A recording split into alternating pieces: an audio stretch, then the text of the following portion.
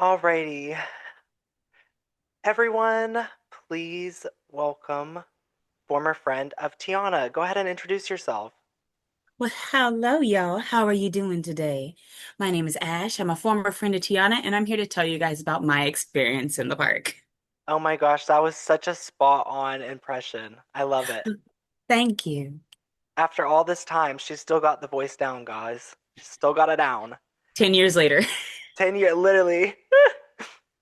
Okay, so the first thing I just want to ask you about is because you kind of brought this to my attention. I had no idea what this was even about. And this is less about Tiana specific, but was Spieling Peter. And I had not even heard of this until you had brought it up to me the other day, and how social media presence has affected some of the characters in the park. Can you kind of go into the detail of that? Yes. So, Spieling Peter, back in the glorious days of Tumblr when it first started out, was a Peter Pan actor at Disneyland who um, was made so popular, kind of like the situation going on now, where people were going to see just him directly. And the Tumblr kids made fan pages dedicated to him, gifs, photos, like anything they could get on this Peter, to the point where they found out who he was outside of the park. So And exhausting. oh, it was very exhausting. And you had, from young girls to grown women bringing him gifts and everything, getting jealous when he was walking around with his Wendy. They were both amazing, beautiful people, but it just showed how quickly this love can turn into, another situation and shift the dynamic, especially for a character. And while, yes, it's bringing guests to the park, it's also ostracizing the other actors who play these characters and making them kind of not as relevant to the fans. Right. Um, there was a information leak, and somehow Spieling Peter's last day got told to a bunch of guests, and people showed up with gifts and presents just to give him. And they were literally sobbing over this person who's going to go and live his life outside of being a face character. I can't speak on him or his Wendy. They're both Right. amazing, beautiful people. But I know that that type of situation for me would make me kind of, reticent towards Of wanting course. to ever do that again. Yeah, I think what's kind of crazy to me is I obviously had my own personal experiences with uncomfortable interactions in the parks at my time at Disney, but my time was in 2019, and as I'm aware, this Spieling Peter was like way long before my time. Even before me, it was 2010 to like 2011. The high time of Tumblr was when it happened. It's when it hit the worst.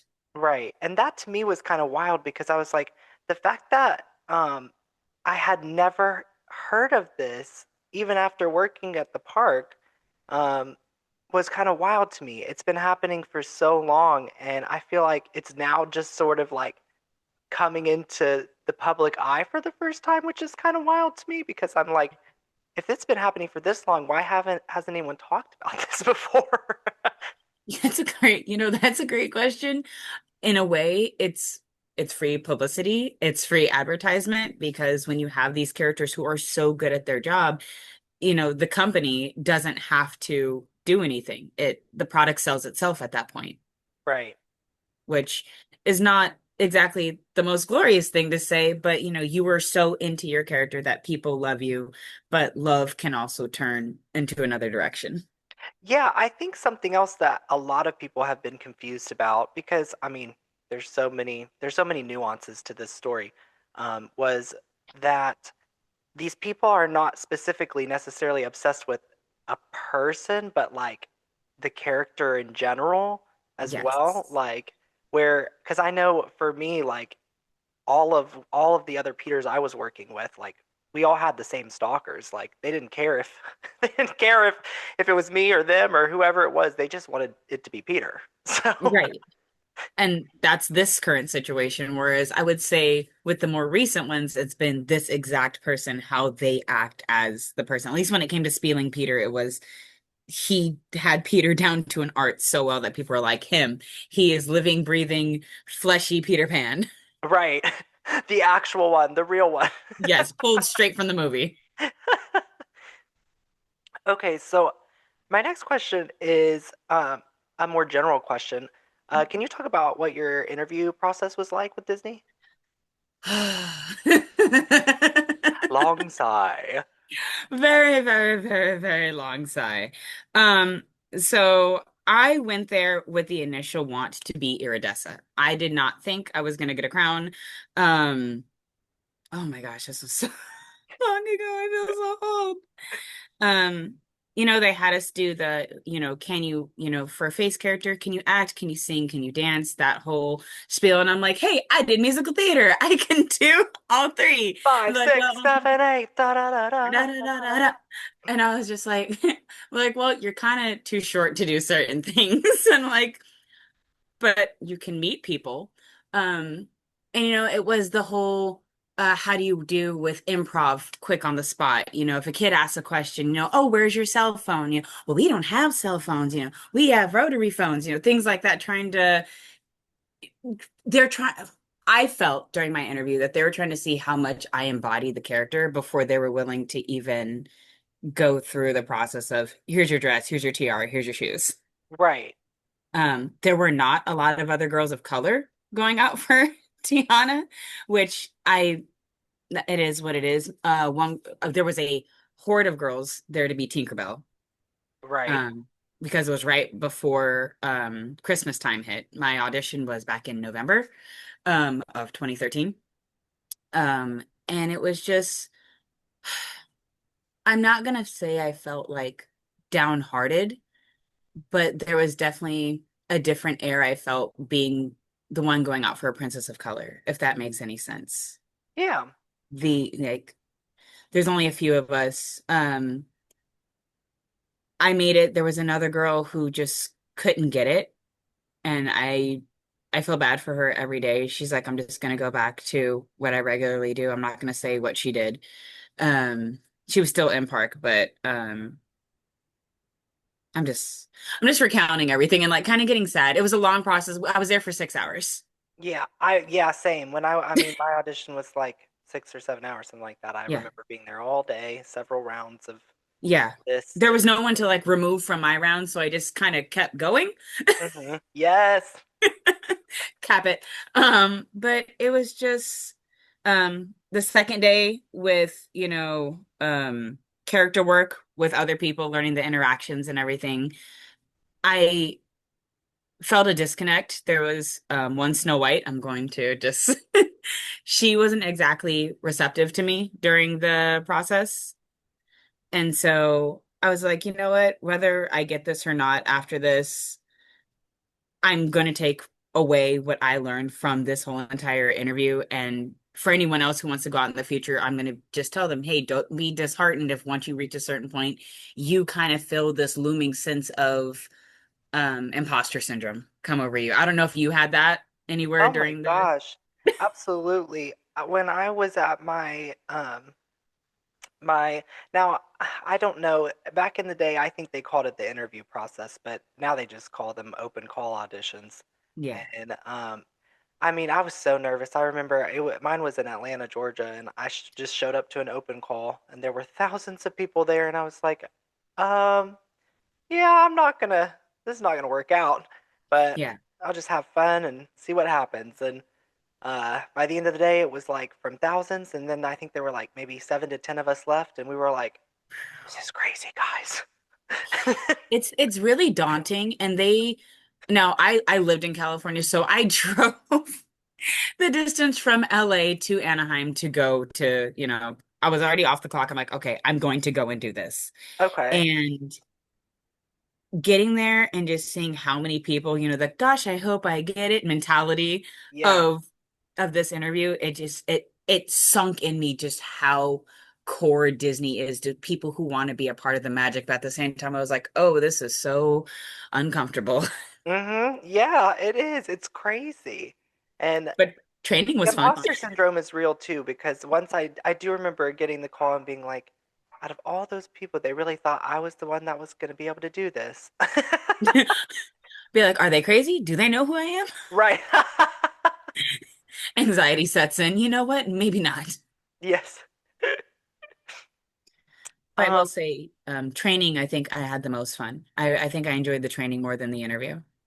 oh my gosh, absolutely. I feel like once, at least for me, I can't speak for your experience, but once I was in training, it just everything felt a lot more comfortable, and I felt like I mean, it was pretty smooth sailing from there. Did they have Disney University where y'all were, or is that just We have traditions. okay?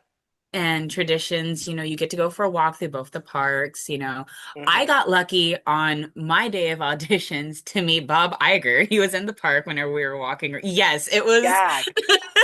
Yeah, our host, oh my God, our group host was like, oh, and there's Bob. And everyone just kind of shifted. And yeah, as we were going between Frontierland to go backstage, oh, it used to be Woody's Roundup, and now it's not anymore. And we had to cut through there to go back to like the costuming building and everything, like the costuming warehouse. Right, And yeah, no, he was just walking around. He said hi, and everyone's like, "That's gonna be the man who signs our checks." Anyways, right. yeah, just like That's it was nothing. crazy. Did they have okay, so I know because uh I was at Disney World. They have the underground tunnel in Magic Kingdom. They don't have that at Disneyland, do they? No, we don't. To the point where the first time they took us on the shuttle to take us backstage, the driver was like, and here's the underground tunnel of Disneyland. And it was literally a walkway over a dip road. And he's like, and there you go.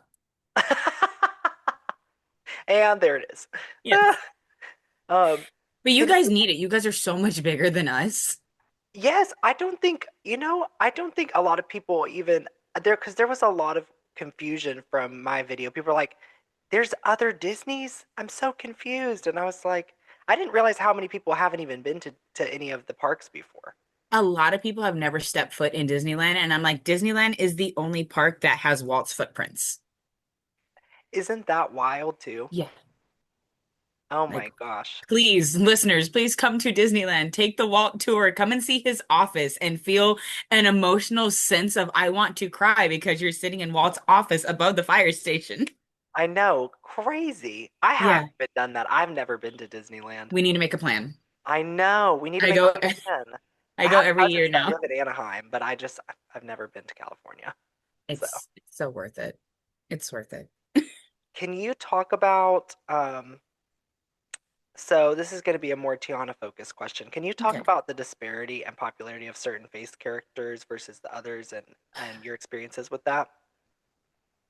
I will say from the bottom of my heart, Tiana was not utilized as much as Anna and Elsa once Frozen came out. I felt like I did not get as much time on set. Even as an occasional wandering, because Tiana wasn't that big at the time. Princess and the Frog was still getting a little bit of flack and kickback from, fans and whatnot, even from regular people who like Disney. They were just like, I don't know about her. Um, so there was a lot of disparity for, I don't want to say availability, but for guest expectations of who they were going to see. Frozen completely took over everything. And I don't have a problem with Frozen, but the way the company handled it wasn't exactly kosher, in my opinion. It felt like I was there on days where they knew it was going to be a high peak day to kind of like pull back a little bit, but I didn't feel like I was, essentially, I don't want to say a star anywhere, but I felt like I didn't have a place in the park. And I feel like that has shifted. I love Tiana's Renaissance. I love that she got a ride and her restaurant and everything. I'm glad now. Yeah, I have at least in my friend group, and everybody's friend groups are different, but the Princess and the Frog and Tiana has always been a lot of my friends' very favorite princess, and it was always so odd to me that it took so long for her to get her own spaces in the parks. Yeah. And I thank your friends so much for their love, but I feel like it was just something missing that Disney wasn't ready for yet. And she's great. She's amazing. I will love her every single day. I will miss her dress. I will miss her everything. But I feel like the guests weren't ready yet. And, I'd have people walk by and wave, but I didn't get a lot of people who would stop. Yeah. I think sometimes companies can take a leap into um, being woke, quote unquote, but aren't ready to um, mitigate and handle what they need to do to make sure that people in those positions are taken care of. Right. And I don't even know how I want to phrase this one. Um, it always felt like when I was there, I was taking up someone else's space. Like I would stand by, the rivers of America or near the Mark Twain or on the Mark Twain. And it's like other people would be like, have you ever met Jack Sparrow? And it's like, this is kind of the bayou, kind of, sort of, not really, because I'm shoved here in between, Port Royal and Pirates of the Caribbean and mansions right over there. So it's like there was no place for Tiana. There we go. There was no place for her except during Right. Soundsational or Mickey and the Magical Map or on the Mark Twain during Phantasmic. I think she would have been a hit for, more character dining, but I don't get to make those choices. So was she not at any character dining locations? Not consistently. Wow. It was always the big three. It was always Cinderella, Snow White, and Belle. Okay. Yeah. That's interesting. And Ariel. Ariel was always, especially like though they were like the big ones. Okay. But like I said, this is like 2013, 2014, so 12 years ago Right. compared to now where you see her walking around with the other princesses and talking with them all the time versus back then where it's like she's new. We're figuring her out. Oh, look, Anna, Elsa, Rapunzel. Right. And you're not wrong. Frozen did kind of like take Snowball. Disney by storm. Yeah. Like it was I I I mean, I like Frozen, but I mean, it got a lot of obsession surrounded around the, Yeah. the Frozen franchise for sure. They struck gold and they ran with it. It was like the new Lion King. They're just like, oh wow, kids love this. Let's take this. Even World of Color switched to a Frozen aesthetic for years. Oh, really? I didn't know that. Yeah, you can go. There's videos of it on YouTube. And Olaf had his own thing, and they even started it before the movie came out, and then they changed a part of the production once the movie was out to show more of Okay. her like building the castle scene. But that is how much it just took over. Yeah, I agree. Um, okay, let me see what else I have for you. Okay, can you speak on um if uh any uncomfortable moments or times in which you had experiences with guests that maybe wasn't, as you just said a few minutes ago, so kosher? I like that. I'm gonna start using You're that. welcome. You're very welcome. I thankfully did not get to experience this, but I know quite a few princesses who did. We had a guy known as the chest leaner. Say that It again. was What? a chest leaner. Oh, oh, oh. Oh, yes. If you are a lady, you know exactly what I mean. I'm not going to say anything to keep the podcast PG. But it was consistent enough that people had, they eventually told their character host. And whenever they would see him in line, they would try to like shift the line a little bit to keep him away until security could get involved. Wow. Yeah. And Yeah. this was a grown man. And did, from your knowledge, because I was gonna say, it sounds like if he was known in the park as the chest leaner, you would think that they would do something to make sure that he wasn't allowed to return to the park. Yeah, I didn't know anyone in security like that, so I didn't ask. I heard about it. I never heard of like anything after that, and I think it went on for about a month or a month and a half or something like that. It's been a while.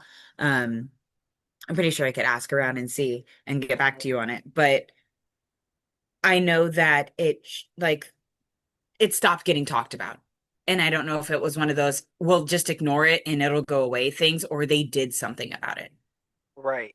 I think that might be why, with a lot of these stories now, and a lot of the cast members speaking out, because one thing that I didn't even know, because I had only seen the behavior from this, one young lady regarding Peter Pan. That's why it was on my For You page, because I mean, I It's was Peter everywhere. Pan. So, and then I just was like, let me just talk about it, blah, blah, blah. And then after my posts, started gaining traction from other, people, I saw other cast members have been talking about it as well and making their own videos on their, experiences and yada yada, this, that, and the third. And but I was like, I didn't realize that it was such a universal problem there, and it makes me wonder, because at least when I was there, they didn't do anything to my knowledge about the stalker that I had.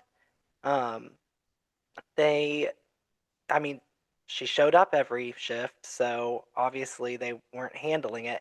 And to me, I just feel like I'm confused about why that is, with how much, you know, Yeah, oversight they have at Disney.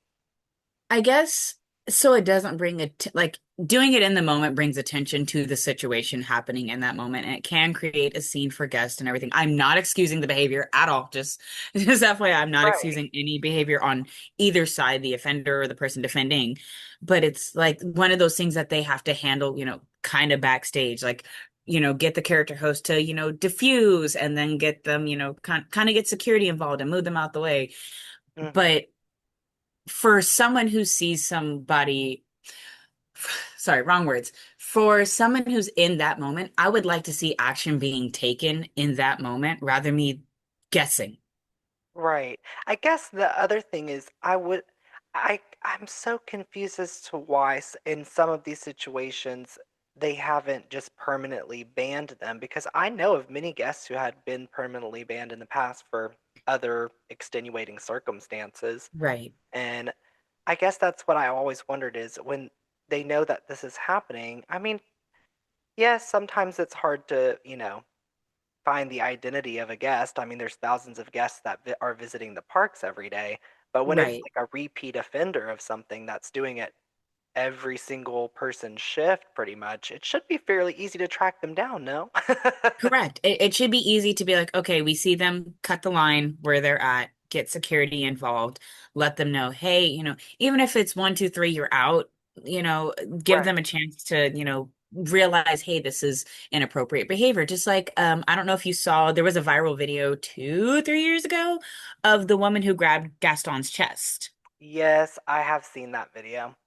And I don't know what happened to her or anything like that. I just saw it happen and I was like, that should have been a moment of, step in. But when you're wandering, not all the time is your character host is not glued to your backside. Yes. Mm-hmm.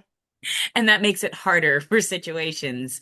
Um, just like whenever they opened Batu and they had the Mandalorian and all the rebels and everything, these are wandering characters, but you're getting swarmed by so many people. Your character host can't, keep tabs on everybody. It's not a raptor pen, they can't block every single person that's going to jump at you. Right.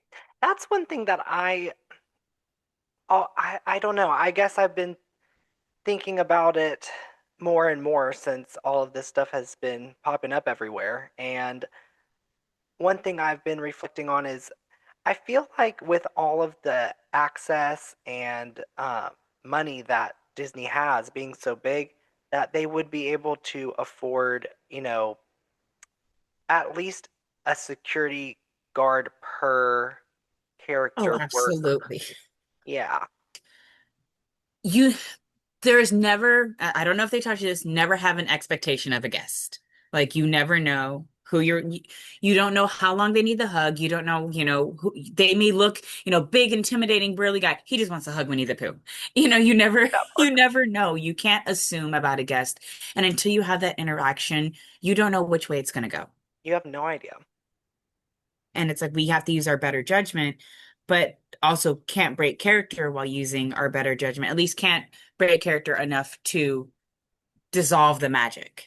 Yes, that's also something that was so hard sometimes with some Yeah. of the uncomfortable conversations, was like, okay, how am I going to steer this in the other direction, but not pull the guests out of the experience. Right. And it's so hard. It's so hard, especially when you see someone who's just having a bad day or a family that's having a bad day. And it's like you have to then flip that around to, Right, to make that moment better. You have to create that moment right then and there to be like, okay, I can see a little bit down the line, something's going on. When they get to me, I'm going to fix this. right. Okay, can you talk a little bit about the other role that you had because of the declination of Cross hours? utilization. The cross utilization. I was a buzz girl in Pixar Play Parade. No one likes the parade. People ran from this parade. It was Why? What? no one, nobody liked this parade. I wore this ugly green plastic wig. Oh, yes, stylish. So, so when people were in the chat saying, "Oh, you should do Buzz Lightyear," I'm like, "Please no!" Like I had a trauma response. You were like, I am literally triggered. Please never say that again. Yes. Between the High School Musical parade and the Pixar Play Parade, nobody liked it. That has me hollering. Okay, you said what is it called again? I need to look Oh, this up. Pixar Play Parade. Pixar Play Parade. Yes. I'm gonna insert a picture of what these wigs looked like because Oh my if I can gosh. find them because I I can think that would be still hear my mom will occasionally be like, "Countdown to fun. Are you ready for a great time?" And I will leave the room. I will like, don't do that to me. start sobbing. Yeah, I'm just like, please no. It was it was DCA's response to Soundsational on a lower tier. Okay. You've probably seen pictures of it. It has Mr. and Mrs. Incredible like riding around on their little scooters and Yes, everything. I That's literally the was just talking about Helen Parr and Yes. how cool she is. Yes, that is the Pixar Play Parade. And it was something I could do as cross utilization. I knew one girl was the main Iridessa who I, idolized. I was like, you're the reason why I want to be here. She also doubled in parades. And I was like, okay, so it can be done. Oh, my legs hurt. That was a lot. I wish they would have been like, hey, just so you know, when you are not in dress, you are going to hurt your feet. Well, yes. Yes, against the hard top of DCA. Oh Lord. Yeah, Yes. I never actually got to do any of the parades.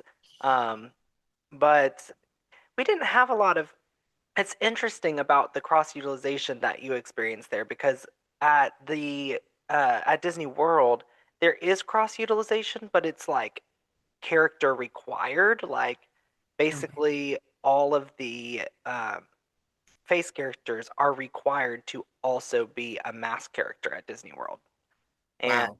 I think they made this rule to mitigate some of the like internal employee tension between because Oh. a lot of there was always this energy and culture of like, oh, I'm a face character and you're just Hmm. in a mask. Like there No, was everyone's always, equal now. huh? And then no, they're like, no, no, no. Now everyone's equal. Everyone gets to do that. Right. And so yeah, there was always some of that going on, and so I think that's probably why they adjusted. I don't know if that's why, but I would imagine that's probably what it was. Because even after all the face characters had to be also a mask character, um, people that were face characters, because there were also people that were only mask characters still, Yeah. and even still, there were people that would, excuse me, be bullying others because they weren't a face character. I don't know. There was a little bit of employee tension there also. It was There's a lot of clicks behind the yeah, scenes. And when we're on stage, we all have to act all nice to each other. I still had to be nice to that Snow White, even though she didn't like me. It's like we still at the end of the day, it's our job. It may be fun to everyone else, but this is still our job, and there's still going to be workplace tension. There's still going to be, right. I don't like to talk to that person, what have you. But we just have to get through it. But I do like that they do that. But also, you guys are a much bigger park than we are, and Yes. we have all of Hollywood behind us in Right. Anaheim. So everyone is coming there.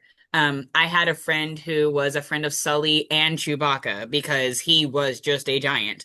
So, Yes, tall people. yes, tall people run the world as I'm standing at 5'7". Um, Hey, listen, I'm literally your height, so you're tall to me. yeah, well, thank you. I'm the shortest in my family, so I'm glad to be tall somewhere. Well, I was gonna say, actually, when I was doing my audition, one of the ways that I kind of already knew before I got the call that I was cast that I was gonna get cast was because I don't know if they took y'all's heights when you They were, did the height and weight yeah. thing. And yeah. And Mhm. when I was getting my height checked, I got up to the little thing and Yeah. I got under there and she goes, "Can you squat a little bit?" And I like squatted and she was like, "Perfect, 5'6". No way. And I was like, "What?" Oh, that's uncomfortable. Just a little bit of a tidbit of information. I was like, Yeah, "So they I were guess like, that's a good thing?" yeah, I mean, you were tall enough. I That's so think I was deserving. too tall. I think the height for Peter Pan is 5'4" to 5'6", um and so I think the lady was like, "Oh, but you look so good. So let me just scrunch you down a little bit, just an inch shorter. It'll be fine. I'll lie." Literally, it's the parent with the wedge shoes on their kids to get on the ride. Yeah, yes, literally. Okay, well, Love thank it. you so much for talking to me today. Of And that was course. all the questions I had for you. And Awesome. And if you have any other questions, I'm willing to come back anytime. beautiful. Okay, perfect. Um, well, you have a wonderful day. And thank you so much for coming on, Tiana. Y'all take care now.